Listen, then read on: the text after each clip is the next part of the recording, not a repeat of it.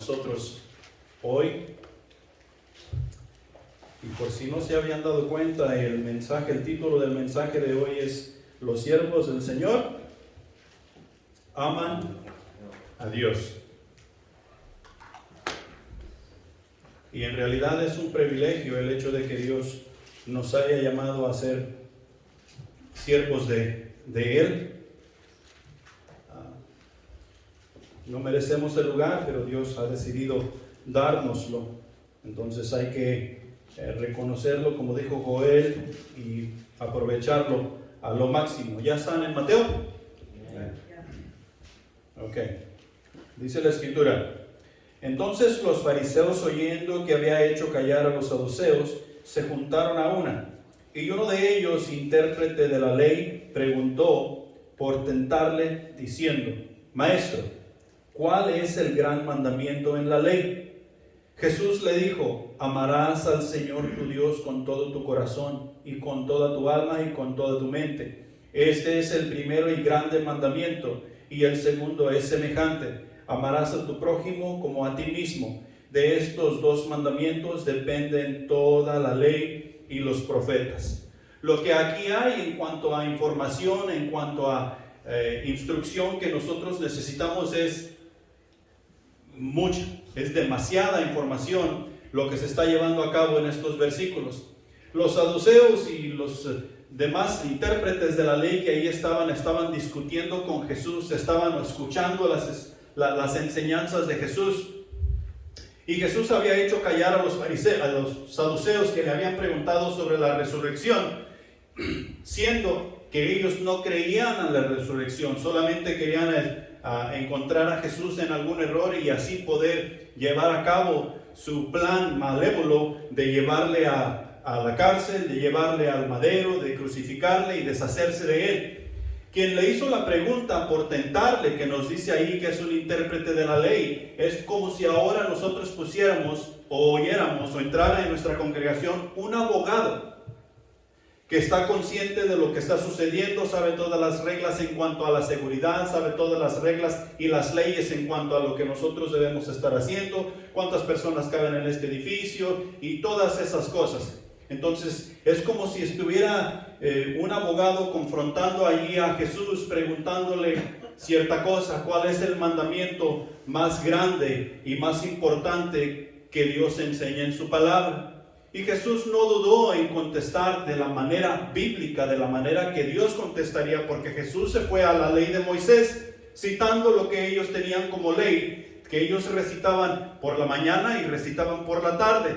Era algo que ellos hacían todos los días. Amarás oye Israel, y el Señor nuestro Dios, Él uno es, que encontramos allá en Deuteronomio capítulo 6. Por lo consiguiente, amarás al Señor tu Dios con todo tu corazón, con toda tu alma y con toda tu mente. Y Lucas añade en el pasaje que corresponde al mismo pasaje: con todas tus fuerzas, y al prójimo como a ti mismo.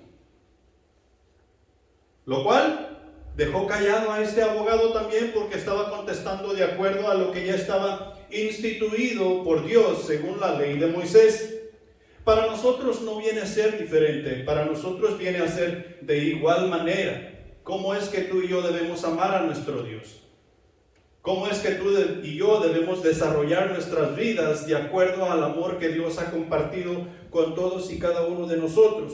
Lo que Dios pide de los que creen en Cristo y reciben su salvación es amor ferviente. Y tenemos que describir esto de la siguiente manera. O sea, como amor ferviente. Ese amor exige una actitud en la que Dios sea tan estimado y apreciado de veras, que de veras se anhele su comunión, se haga el esfuerzo por obedecerle y con sinceridad se busque su honra y voluntad en la tierra. Y eso es lo que tú y yo como iglesia debemos estar practicando. De esa manera el amor de Dios. Que el mundo sepa que nosotros somos hijos de Dios. Que la persona que está a la par sepa que yo y que tú somos hijos de Dios, porque nos miran desarrollar el amor que Dios nos ha manifestado y nos ha dado. El amor a Dios debe de ser sincero y dominante. Y esto no quiere decir que nosotros necesitamos agarrar posición, sino dominante en la manera de amarnos los unos por los otros, de buscarnos cómo llevarnos bien y de nosotros mostrar buen testimonio como uno que somos. Les he dicho en otras ocasiones, no todo el tiempo vamos a estar de acuerdo, pero eso no quiere decir que no podemos mostrar juntos el amor de Dios. ¿Sí? Es nuestro deber.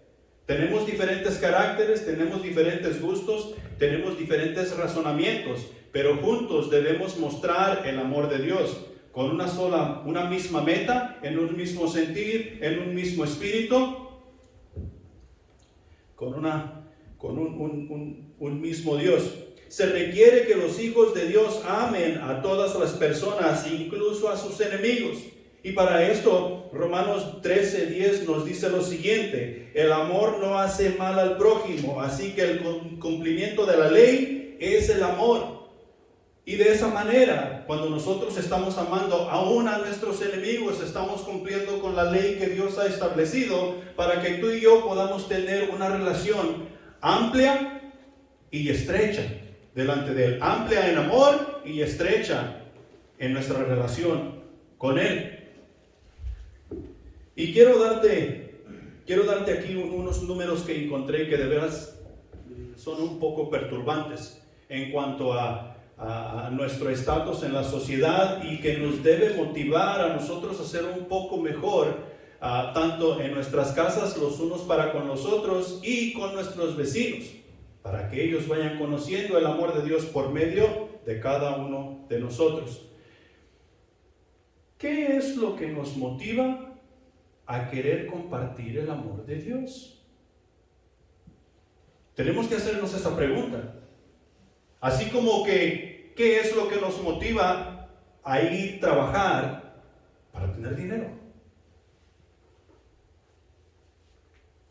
Y podemos decir que muchas cosas nos motivan para eso, pero lo principal es que nosotros queremos tener dinero para gastar. Eso es lo que nos motiva a ir a trabajar y suplir todas nuestras necesidades.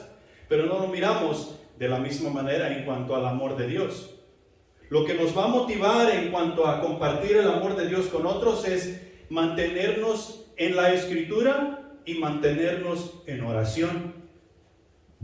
Leyendo las Escrituras, estudiando las Escrituras y compartiendo nosotros con Dios en nuestras oraciones y por medio de la oración escuchar lo que Dios quiere decir para con nosotros. Porque en la oración no se trata nada más de nosotros hablar con Él, se trata de Él hablar con nosotros. Y mira, leer la Biblia es alimento a nuestra alma. Si no estamos leyendo la palabra de Dios, nuestra alma no se está alimentando.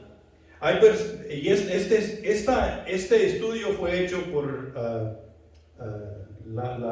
Lifeword. Ya se me fue el nombre de la administración que hizo este estudio, pero las personas que leen, o sea, hablando de cristianos, los cristianos que hemos profesado tener una relación con Dios, las personas que leemos la Biblia a diario, el 32%. Personas que leen la Biblia o estudian la Biblia unas cuantas veces por semana, 27%. Una vez a la semana, 12%. Unas cuantas veces por mes, 11%.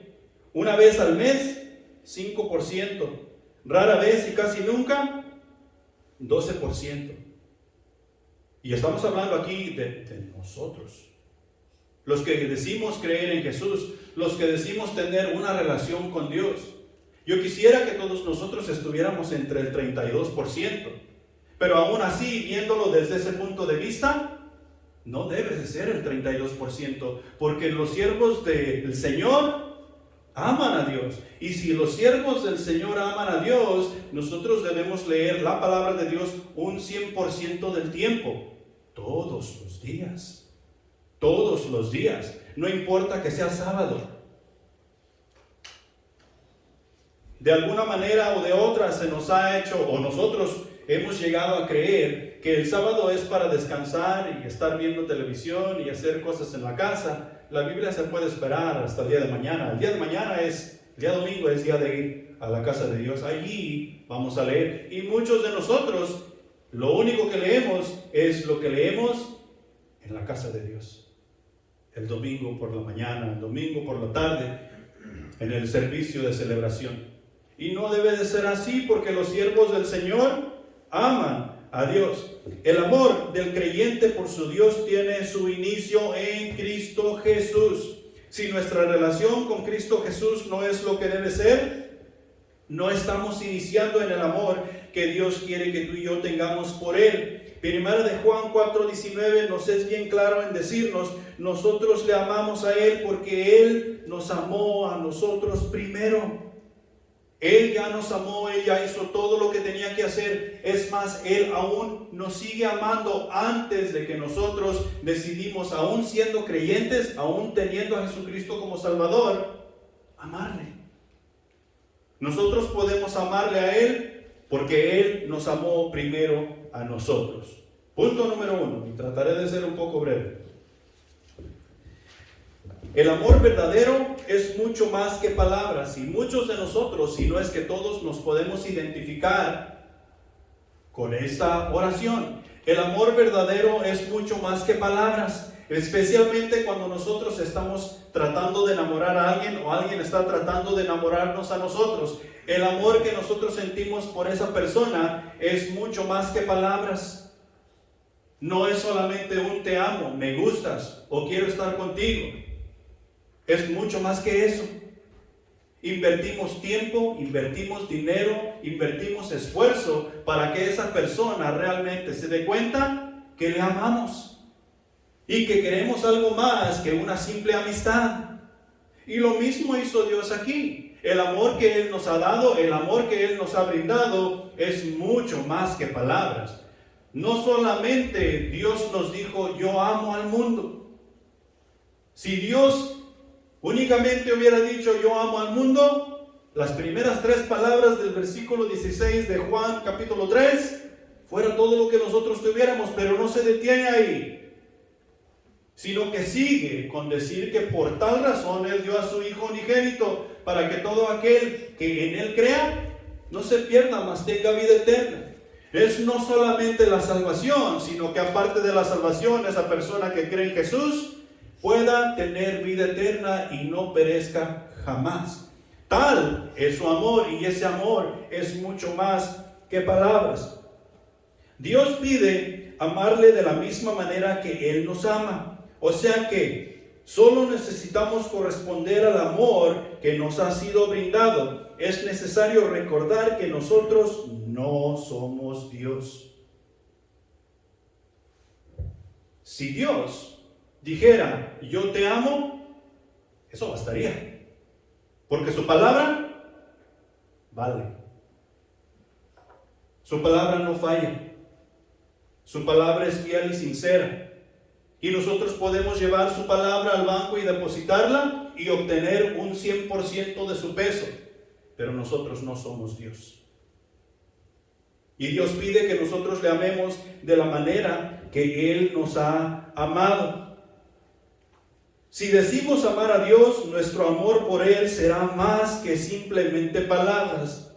Se dará a conocer en todo y con todo nuestro ser. Y ahí la razón por la cual Él nos pide amarle con todo el corazón, con toda la mente y con todo lo que somos. Porque se ha de dar a conocer de esa manera.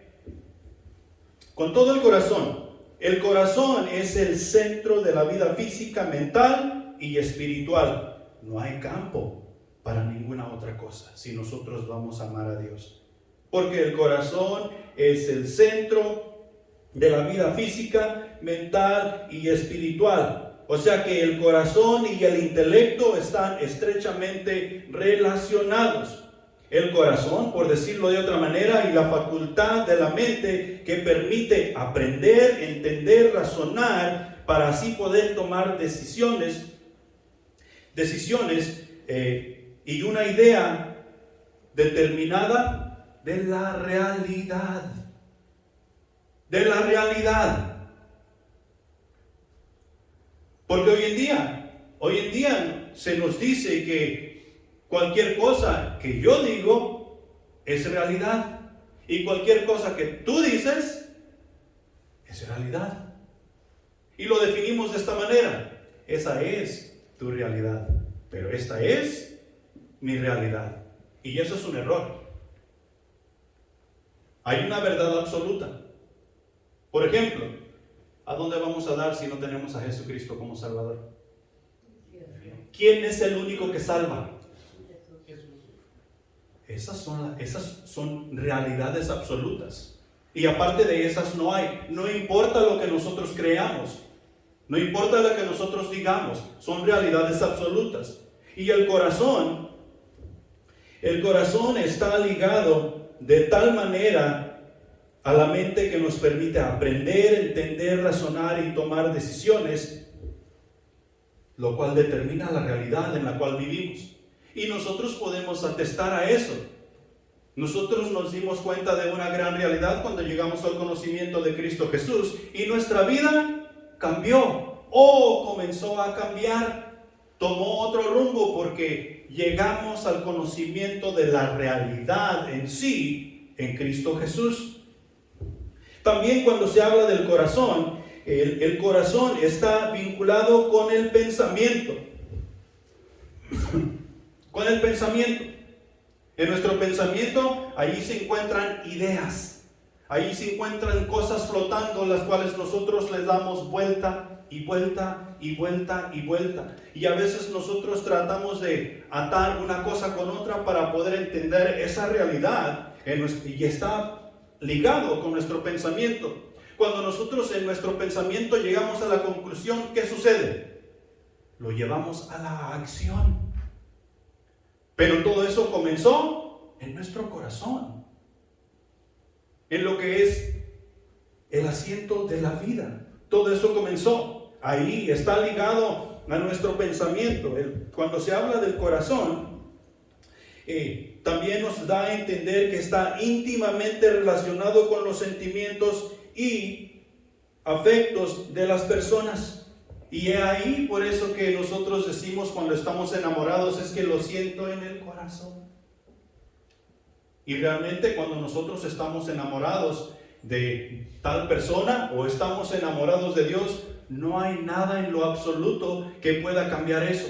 Satanás puede venir y ofrecerte todos los reinos del mundo, puede venir y ofrecerte todas las riquezas del mundo, puede venir y ofrecerte todo el universo entero, pero tú estás enamorado de Dios y no vas a rendir absolutamente nada a Él, así como lo hizo Jesús allá en el capítulo 4 de Mateo.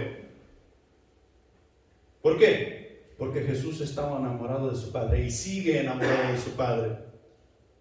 La pregunta para nosotros, para la iglesia hoy en día, ¿estamos enamorados de nuestro Padre Celestial? ¿Estamos enamorados del Salvador que dio su vida por nosotros? Allí es donde tú y yo necesitamos poner todo nuestro corazón, así como nos lo dice la Escritura. La Biblia nos habla del corazón como el centro de la vida moral y espiritual. Moral y espiritual. La vida moral y espiritual, nosotros llegamos al conocimiento de ello cuando llegamos a conocer a Cristo Jesús como nuestro Salvador. Antes de eso, la palabra moral no existía en nuestro diccionario. Nos escondíamos para hacer lo inmoral.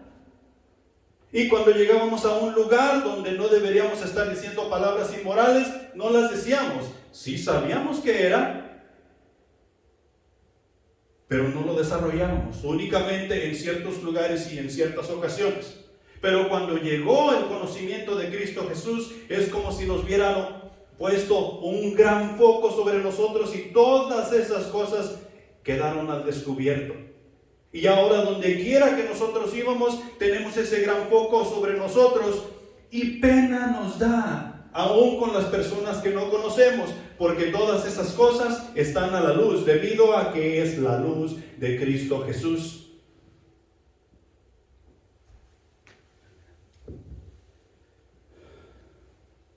La moral y la espiritualidad nacen de la misma fuente, que es la vida nueva en Cristo Jesús. no hay otro. Si nosotros no estamos en Cristo Jesús, no hay vida moral y no hay vida espiritual. Estos dos realizan el designio de la salvación. O sea que cuando estas dos cosas funcionan, la vida moral y la vida espiritual funcionan en nuestra vida como Dios entiende que deben de funcionar, damos a conocer la salvación. ¿La salvación en quién? La salvación en Cristo Jesús. Y cuando damos a conocer la salvación en Cristo Jesús, estamos dando a conocer a Dios Padre. Cuando damos a conocer a Jesús y a Dios Padre, estamos dando a conocer el amor que Dios quiere que tú y yo demos a conocer. De otra manera, no funciona, no se le llevará a cabo. Estamos llamados a una vida nueva, donde la espiritualidad se hace compromiso ético y moral, se nutre de la experiencia espiritual. Estamos llamados a eso. Si Jesucristo es tu Salvador, estás llamado a eso. Y eso es lo que como hijo de Dios debes desarrollar. Y si desarrollas eso, el amor de Dios va a ser una realidad en tu vida y vas a amar a Dios con todo tu corazón. Dios también ahí en el pasaje nos pide que le amemos con toda el alma. ¿Cuántos de ustedes conocen a su alma? Y no estoy hablando de la mujer que se llama alma. Estoy hablando de tu alma en sí, del verdadero tú.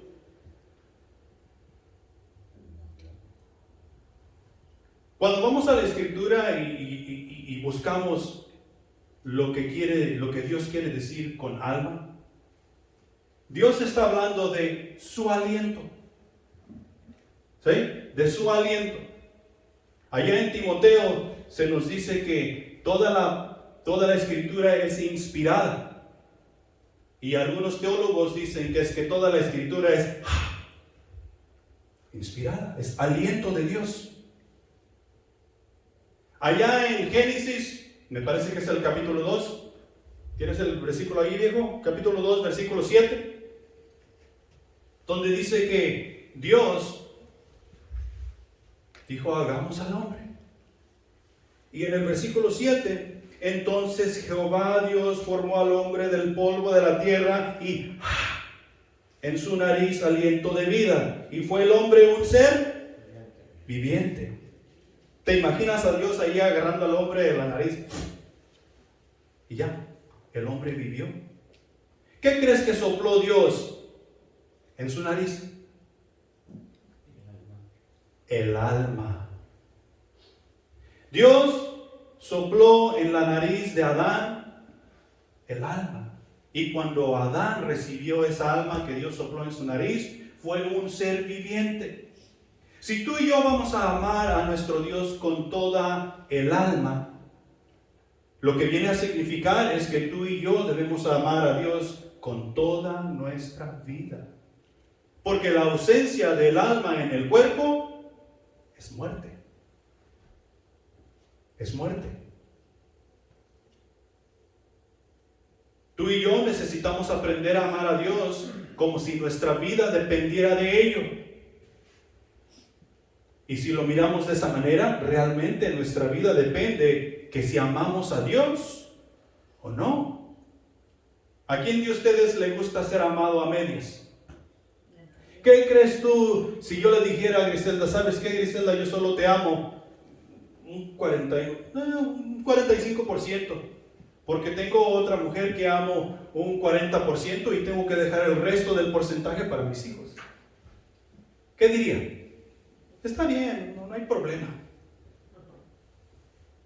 ¿Alguno de ustedes diría que estuviera bien? Vamos a ponerlo de esta manera. Dios me ha llamado aquí y me ha dicho que yo soy el líder aquí de todos los que nos juntemos aquí. Y Dios me pide que yo te ame a ti individualmente. Entonces yo miro aquí unas 10, 20, 30, 40 personas y según vamos creciendo, voy a dividir eso en porcentajes.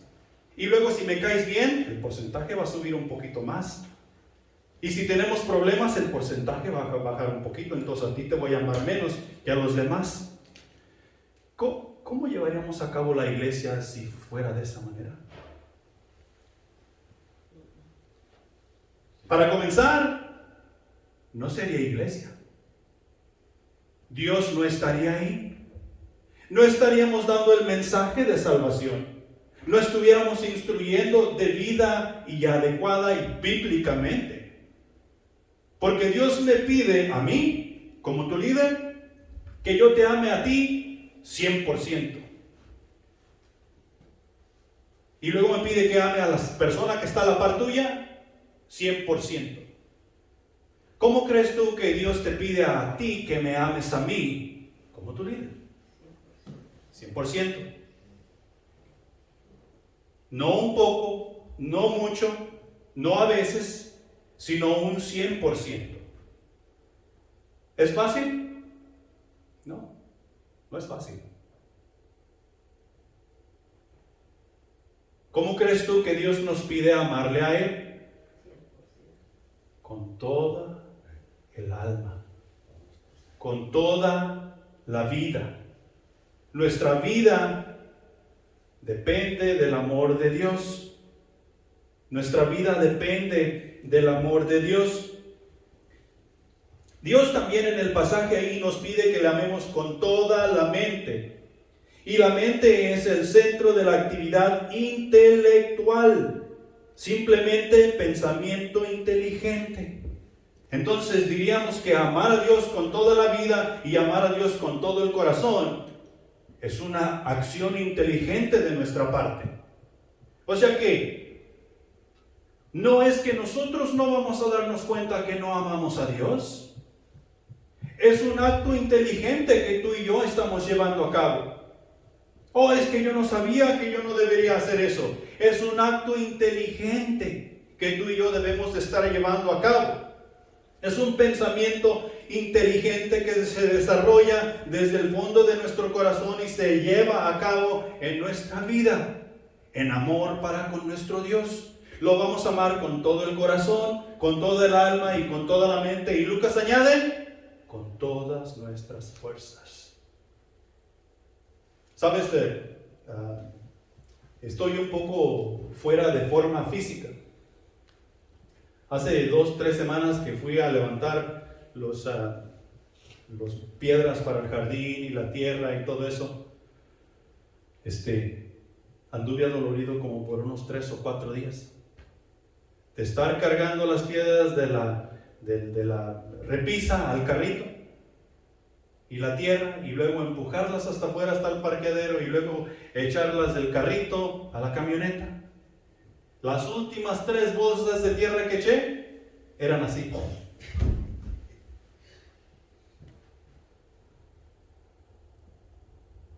Y hay veces que nosotros, para amar a nuestro Dios, como que se nos acaban las fuerzas. Estamos tratando de evangelizar, estamos tratando de atender al servicio, estamos tratando de atender a los hermanos de la mejor manera posible, y hay veces como que vamos con el puro aventón, pero todavía tenemos fuerza. Algunos de nosotros hemos decidido quedarnos en el aventón y ya no seguir más, pero aún tenemos fuerza.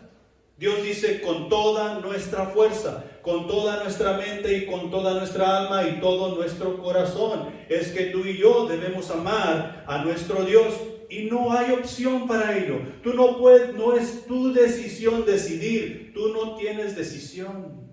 Yo no tengo decisión. ¿Quién decide por ti y por mí? Jesús. Jesús decide por nosotros. Los hijos de Dios hemos de tener una intención y entrega altruista, leal y benevolente hacia otra persona, y en especial para con Dios. O sea que lo que está diciendo aquí es que tú y yo, la intención que nosotros debemos tener los unos para con los otros debe de ser sin interés, sin egoísmo, sin orgullo, una acción altruista. Y especialmente cuando se trata de Dios. Yo voy a ir a Dios para ya no ir al infierno.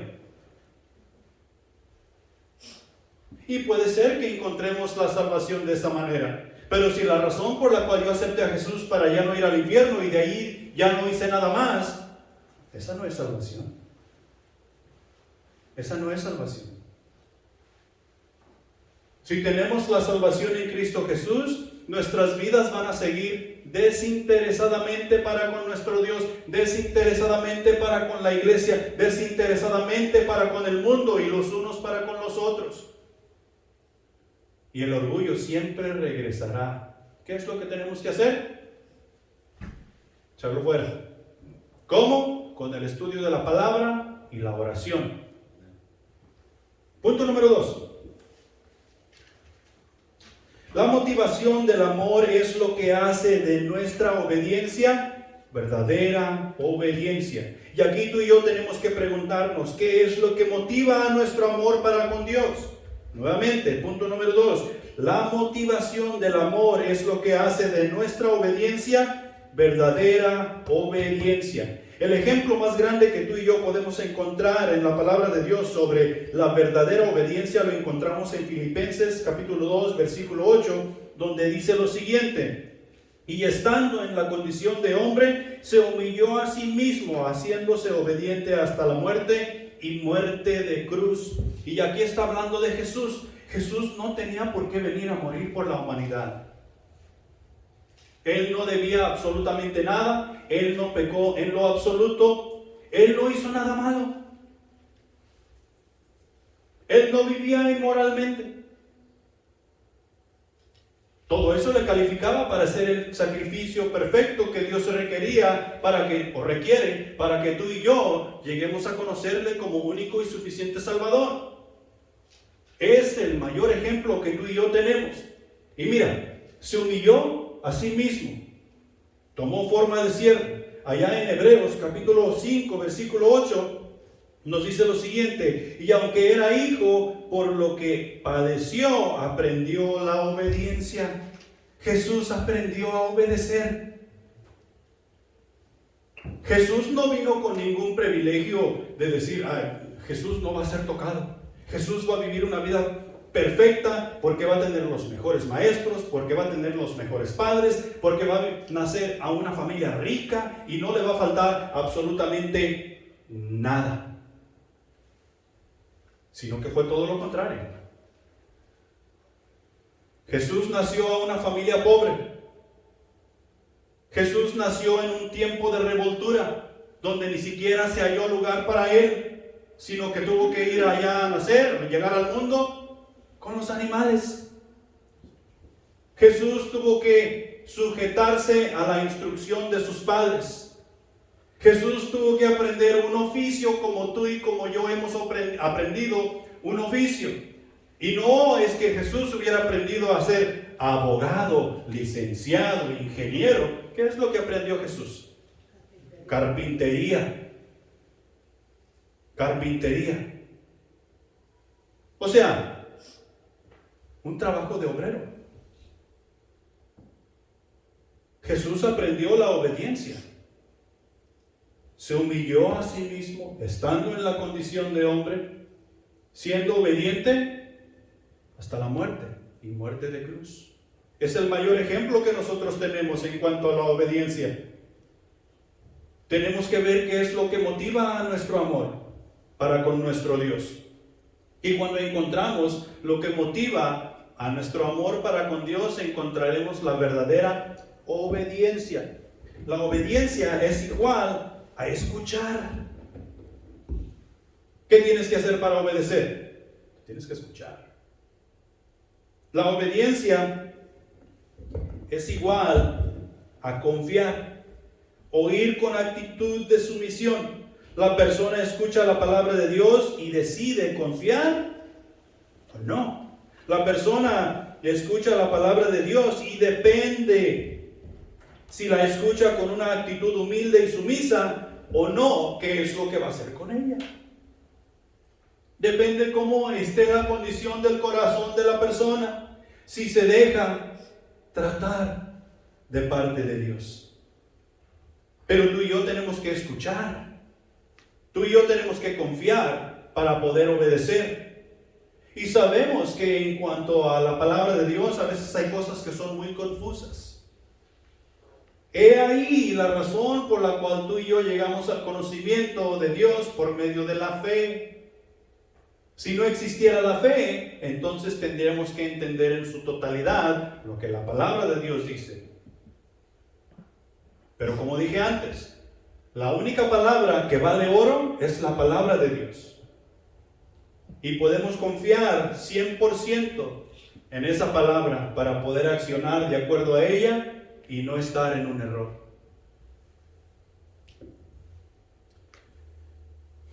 Mateo capítulo 11, versículo 15, dice lo siguiente: el que tiene oídos para oír, oiga. El que tiene oídos para oír, oiga. Jesús utilizó esta frase en muchas de sus enseñanzas, dando a entender que Él estaba hablando de algo importante. Y en este caso es lo mismo. Tú y yo necesitamos obedecer a la palabra de Dios. El que tiene oídos para oír, oiga. Tú y yo necesitamos atender al servicio de celebración de nuestro Dios. El que tiene oídos para oír, oiga. Es necesario que la iglesia ame a Dios con todo su corazón, con toda su alma, con toda su mente y con todas sus fuerzas. El que tiene oídos para oír, oiga. Es de suma importancia. Y así podemos recitar un montón de cosas que es necesario para que tú y yo llevemos a cabo y mostrar nuestro amor por Dios de esta manera. La obediencia es una muestra de nuestro amor que es dada a conocer mediante la fe. Cuando tú y yo actuamos de acuerdo a la fe que hemos recibido de Cristo Jesús y creemos en la palabra y actuamos llevando a práctica lo que la palabra de Dios nos dice, estamos dando a conocer la fe que Dios nos ha dado. Y cuando damos a conocer la fe, estamos dando testimonio de quién Dios es. Y para eso tú y yo necesitamos obedecer. Necesitamos actuar sobre lo que oímos y en lo que confiamos. Juan capítulo 13, versículo 35 dice: en esto conocerán todos que sois mis discípulos, si tuviereis amor los unos por los otros. ¿Cómo se dará cuenta el mundo que nosotros pertenecemos a Dios, que somos una iglesia de Dios? Si nos vivimos mordiendo entre unos, hablando de otros, chismeando de este, chismeando del otro. Es cierto que tú y yo nos tenemos que exhortar y nos tenemos que confrontar unos con otros de vez en cuando, pero eso no quiere decir que no nos amamos. Es más, el hecho de que nosotros nos confrontemos en amor quiere decir que nos amamos los unos con los otros. Si alguno de nosotros anda mal, ¿cuál es nuestro deber? Hacerle ver que anda mal. Como iglesia, ese es nuestro deber. Como hermanos, ese es nuestro deber. Como creyentes, ese es nuestro deber. Porque amamos a Dios, ese es nuestro deber. No, pero es que ya no me va a hablar. Ya no va a venir. Se va a enojar. Pues mejor que se enoje conmigo. Y no que Dios sea el que se enoja conmigo por no haber dicho nada. Juan capítulo 14, versículo 15.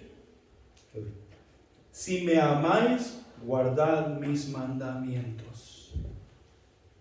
¿Cuál es el primero y más grande mandamiento? Dice Jesús: si me amas, guarda mis mandamientos. Y amarás al Señor tu Dios con todo tu corazón, con toda tu alma y con toda tu mente y con todas tus fuerzas, y al prójimo como a ti mismo. Hubo un tiempo en el pasado donde estábamos en un centro de acción y el líder nos pidió que recitáramos: díganme un mandamiento de los 10. Estábamos estudiando ahí el capítulo 20 de Éxodo. Un mandamiento. ¿Sabes cuántos brincamos a dar un mandamiento? 0. ¿Amábamos a Dios? Claro que sí. No. Si me amas, guarda mis mandamientos. Y ni siquiera los podemos nombrar, pero yo amo a Dios. ¿Y Dios? No. Si me amas, guarda mis mandamientos. Los escribas que estaban allí confrontando a Jesús, ellos sabían los mandamientos. Saberlos no es suficiente.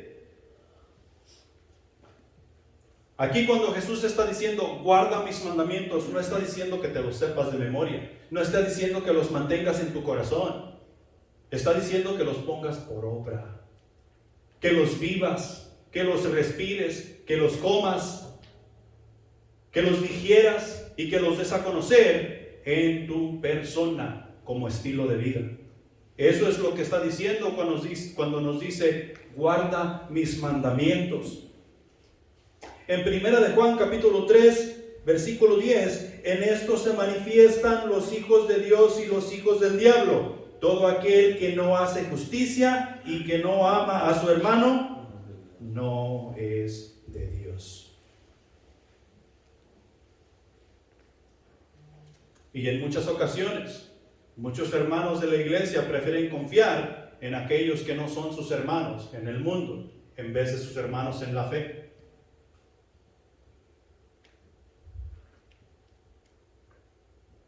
Eso dice mucho de nosotros. ¿Nos vamos a fallar tú y yo? Claro que sí, somos humanos. ¿Vamos a tener errores los unos para con los otros? Claro. Claro que sí. ¿Qué es lo que debemos hacer cuando encontramos que tenemos un error? Allá como un llamado siervo de Dios. Me acordé de un pecado que cometí allá en 1989. Y por ese pecado quiero pedir perdón. ¿Y todo el montón de los otros qué? No. ¿Cuándo cometemos errores?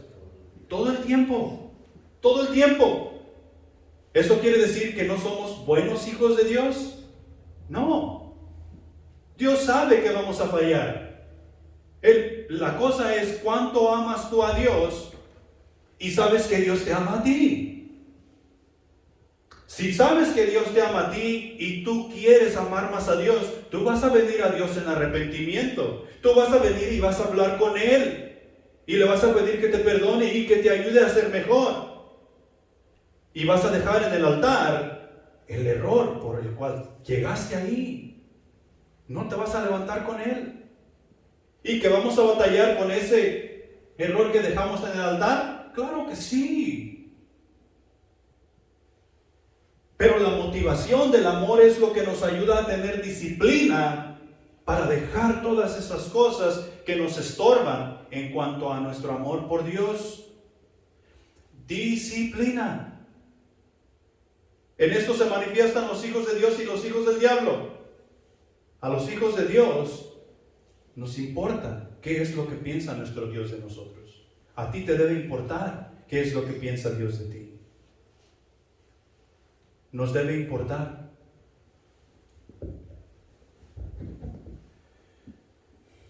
Verdadera obediencia es imitar a Jesús en santidad. No en balde nos dice allá en 1 de Pedro capítulo 1 versículo 16, sed santos porque yo soy santo. Verdadera obediencia es imitar a Jesús en santidad. Verdadera obediencia es imitar a Jesús en humildad. Así como nos dice allá en Mateo capítulo 11 versículo 28. Llevad mi yugo. Si nosotros estamos ligados con un yugo a Él, no podemos hacerlo con una actitud altanera y orgullosa. Tiene que ser de una manera humilde, así como Él es humilde, para que nuestro yugo sea con Él, porque su yugo es fácil y ligera su carga. Si la verdadera obediencia es imitar a Jesús en amor. Juan capítulo 15, versículo 12. Un mandamiento nuevo os doy, que os améis los unos a los otros, así como yo os he amado. ¿Hasta qué grado te amó Jesús? Hasta la muerte. ¿Y cómo te pide Dios, Jesús, que lo ames a Él? 50%. Con venir al servicio de celebración es suficiente. Estás súper equivocado. Nos pide amarle de la misma manera que Él nos ama a nosotros. Nomás quiero darte una nota para terminar este punto. La obediencia o falta de obediencia afecta la vida espiritual de la persona, de nosotros. O bien se conecta con Dios y vive una vida plena bajo la dirección del Espíritu Santo, o no quiere nada que ver con Dios en lo absoluto, viviendo su vida a su manera, llevando un camino de destrucción. O bien obedecemos y vivimos una vida plena, o desobedecemos y destruimos nuestra vida. Una de dos. O vivimos como Dios dice, o vivimos como yo digo, como yo quiero. Somos inteligentes, ¿no? Tenemos pensamientos razonables. Así que no hay excusa para no amar a Dios con todo el corazón, con toda la mente, con toda el alma y con toda la fuerza. Deuteronomio capítulo 30, versículos 19 y 20 dicen lo siguiente, y esto es para nosotros hoy, no porque está en el Antiguo Testamento. A los cielos y a la tierra llamo por testigos hoy contra vosotros, que os he puesto delante la vida y la muerte, la bendición y la maldición. Escoge pues la vida, para que vivas tú y tu descendencia, amando a Jehová tu Dios, atendiendo a su voz y siguiéndole a Él, porque Él es vida para ti y prolongación de tus días, a fin de que habitéis sobre la tierra que juró Jehová a tus padres, Abraham, Isaac y Jacob, que les había de dar. ¿Cuál es nuestra tierra prometida? Cielo. Si no escuchamos la voz de Dios y vivimos como nosotros queremos, ¿vamos a ir al cielo, a la tierra prometida? No. ¿No está delante de nosotros el cielo y la tierra por testigos? ¿La vida y la muerte? ¿La bendición y la maldición? Estamos escuchando la palabra de Dios. Y si lo que sale de mi boca no es palabra de Dios, ahí tienes un libro que dice llamarse la palabra de Dios.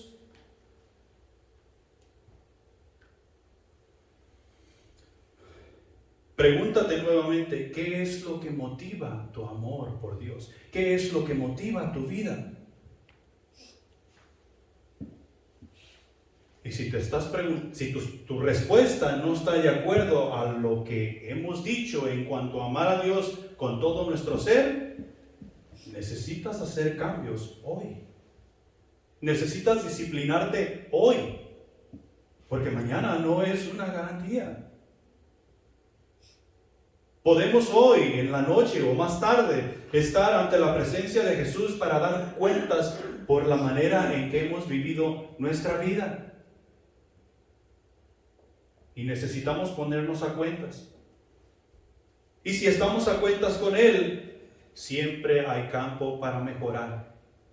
Tú y yo, como seres humanos inteligentes, podemos hacer mucho más de lo que nosotros pensamos que podemos hacer. Especialmente cuando se trata de las cosas de Dios, porque es el Espíritu Santo trabajando en nosotros. Punto número 3. El cristiano verdadero ama a Dios. El cristiano verdadero ama a Dios. Un verdadero cristiano vive como Jesús vivió. Y simplemente echamos un vistazo a cómo es que Jesús vivió. Un verdadero cristiano no imita las conductas ni las costumbres de este mundo. Más bien, deja que Dios le transforme en una persona nueva al cambiarle la manera de pensar y de ver la vida. Y esto lo podemos nosotros ver a Jesús de buenas a primeras. Jesús no miraba la vida y no miraba el mundo como lo miraban los religiosos de su tiempo, los fariseos y todos esos individuos que le hicieron la vida o trataron de hacerle la vida imposible. Un verdadero cristiano no se cree mejor que lo que realmente es. ¿Qué es lo que tú y yo somos como cristianos? Pecadores salvos por la gracia de Dios. Todos. No hay ningún otro que no sea un pecador salvo por la gracia de Dios. No importa qué posición tenga dentro de la iglesia. No importa hasta qué punto haya llegado en su relación con Dios. Sigue siendo simplemente un pecador salvo por la gracia de Dios. La persona que acaba de aceptar a Jesús y esa persona que se cree estar allá bien cerca con Dios en su relación, tienen el mismo privilegio de parte de Dios: salvación y vida eterna. El don del Espíritu Santo, el don de la palabra de Dios, el Espíritu Santo que los va a encaminar en su vida, en su peregrinación por este mundo. No nos debemos creer más que, y eso ya la lección ya la pasamos. El cristiano verdadero entiende y se comporta como parte de un solo cuerpo y trabaja en unidad. Cuando estamos hablando aquí entre tú y yo, no somos especiales. Somos especiales para con nuestro Dios, pero no somos especiales en la forma de que no tenemos un trato especial. Sabemos o debemos saber y entender que somos uno solo, y como uno solo necesitamos trabajar, entendiendo que lo que tú haces me afecta a mí y entendiendo que lo que yo hago te afecta a ti, para bien o para mal. El cristiano verdadero no finge amar a los demás, ama de verdad, ama también a sus enemigos. ¿A quién le gusta tener ese amor fingido? A nadie. A nadie, absolutamente a nadie. El verdadero cristiano no finge amar. ¿Cuántas veces nos hemos decepcionado tú y yo los unos para con los otros? Un montón de veces. Entonces ya no nos amamos igual. Y para algunos de nosotros, no solamente nosotros, sino la iglesia en general, ya no queremos nada que ver con la iglesia, porque nos hemos fallado. Pero el amor que tenemos o nos debemos tener los unos para con los otros no debe variar, nos fallemos o no nos fallemos. Hubo una pregunta en el centro de acción que nos dejó pasmados a todos. Se hizo la pregunta y tú podías dejar caer una paja de zacate y esa, así sonaba. ¿Qué pensarías tú si Jesús te trata como tú lo tratas a Él? ¿Cómo te sentirías tú si Jesús te trata como tú le tratas a Él? ¿Te gustaría? ¿Estarías contento? ¿Estarías lleno de alegría? Y la realidad es que eso me pateó y nos pateó a todos. Y viene siendo lo mismo aquí. El verdadero cristiano no finge amar a sus hermanos. Y tú y yo necesitamos aprender a amarnos los unos a los otros con defectos, con errores, con deformidades y todas esas cosas. Porque esa es la realidad. Y cuando aprendemos a amarnos los unos con los otros, con todo y eso que cargamos, estamos cumpliendo la ley de Cristo. Estamos llevando a cabo el mandamiento que Él nos pidió llevar. O guardar, más bien. El verdadero cristiano aborrece lo malo, se aferra a lo bueno.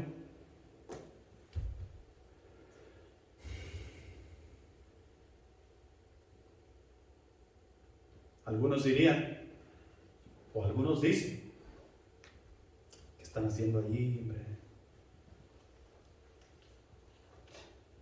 Han subido, han bajado, han tenido buenas, han tenido malas, no se mira mucho movimiento. ¿Por qué mejor no cierran? ¿Por qué mejor no le dan por la paz? ¿Es bueno lo que estamos haciendo aquí? ¿Qué es lo que hace que esto sea bueno? Dios. Jesús. Si yo te estuviera comunicando otro mensaje aparte de Jesús, entonces esto fuera malo. Si yo te estuviera diciendo que tú vive a Jesús como tú quieras, eso sería malo.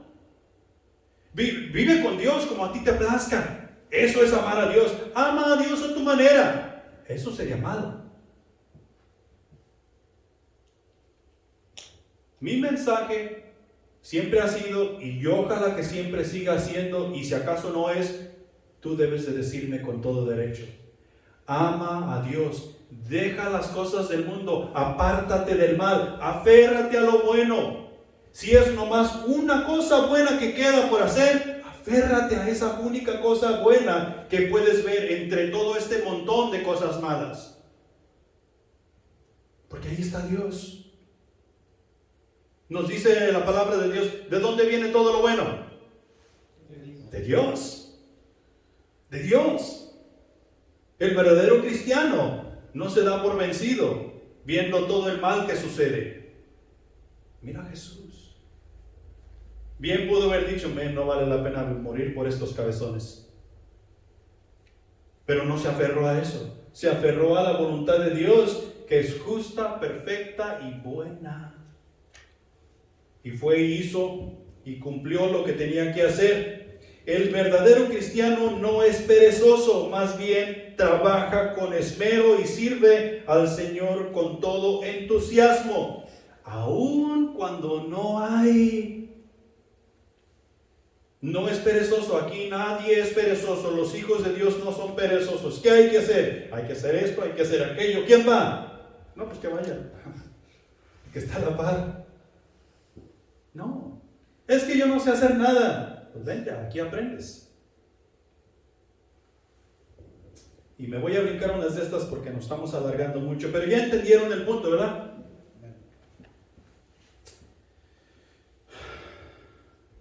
Es necesario mencionar esto. El verdadero cristiano nunca toma venganza por su propia mano. El verdadero cristiano nunca toma venganza por su propia mano. Si mi esposa me traiciona, no está en mis manos ver qué yo hago con ella. Si yo traiciono a mi esposa, no está en sus manos ver qué ella hace conmigo. Si mis hijos son malvados, no está en mis manos ver qué yo hago con mis hijos. Mira, nosotros somos malvados por naturaleza. ¿Por qué Dios no nos ha culminado y nos ha borrado sobre la faz de la tierra? Porque nos ha llamado a hacer un trabajo especial y quiere que con el mensaje de su palabra vayamos disciplinándonos a ser como su hijo, a vivir como su hijo, a pensar como su hijo, a hablar como su hijo. ¿Por qué? Porque esa es la manera en que tú y yo vamos a mostrar nuestro amor por Él. No podemos decir que amamos a Dios y no tener ninguna acción buena para con nadie. Es que yo amo a Dios a mi manera. Pues déjame decirte que eso no funciona. Ni aquí ni en China. Mucho menos en el cielo. No funciona. Tú puedes ponerte rojo, azul, morado y puedes ponerte del color del arco iris si quieres. Pero no va a funcionar. La realidad es que o amas a Dios como Él dice, o no. Si amas a Dios como Él dice, tienes parte con Él. Y si no, no. Es así de sencillo. Y esa es la realidad. Y tú y yo necesitamos meditar sobre esto. Yo sé que nosotros amamos a Dios. Estamos aquí, estamos atendiendo el servicio de Dios. Estamos tratando de atender la voluntad de Dios. Pero eso no es suficiente. Yo sé que podemos hacer más. Yo sé que podemos esforzarnos más. Podemos acercarnos los unos con los otros aún más y poder trabajar más unidos para poder agradar a nuestro Dios como uno que somos. Amén. Pongamos de pie y vamos a orar. Los siervos del Señor aman a su Señor. Los siervos del Señor aman a su Señor. Y tú eres un siervo del Señor. Yo soy un siervo del Señor. Y juntos necesitamos aprender a amar a nuestro Señor, siéndole obedientes en todo. Padre nuestro que estás en los cielos, tu palabra ha sido expuesta y creo que ha sido bastante clara en cuanto a lo que tú pides de tus hijos. Tú nos has amado con un amor incomprensible y lo podemos ver en Cristo Jesús, lo podemos palpar en Cristo Jesús. Ayúdanos a guardar tus mandamientos y si no sabemos tus mandamientos, ayúdanos a aprender tus mandamientos para poder ponerlos por obra en nuestras vidas y dar a conocer así tu testimonio a las naciones. Mi Dios, despídenos en paz, llévanos con bien a casa y ayúdanos a disfrutar del compañerismo, siempre guardando nuestro testimonio. Y mi Señor, si necesitamos ajustar contigo cuentas en esta mañana, danos el valor, danos las agallas para hacerlo y reconocer nuestro error y poder hacer las cosas como tú mandas. Te lo pedimos y te lo agradecemos en el nombre de Cristo Jesús. Amén.